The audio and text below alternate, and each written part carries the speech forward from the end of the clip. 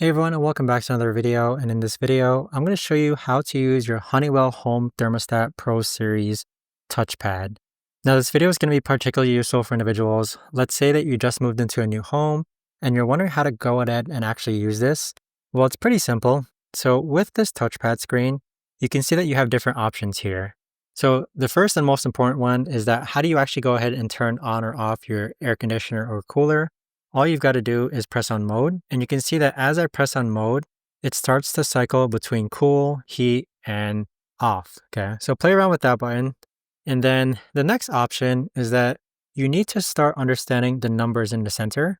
So the current number in the middle is the current temperature of your home. So if I have it set to cool, that means the air conditioner is on, but the top number, think about that number as your target number. So for example, if the current temperature is 75 and we have the air conditioner on and we want it to cool to 74, that means the air conditioner is going to turn on. However, if we increase this number, you can see that the target number is now higher than the middle number. That means the air conditioner is likely going to turn off. So it requires like a fairly small amount of thinking, but just keep in mind that the center button is the target or the current temperature, and the top number is the target temperature. Now you also have fan auto and fan on. I normally just keep this to auto just so I can have some air circulation within the home.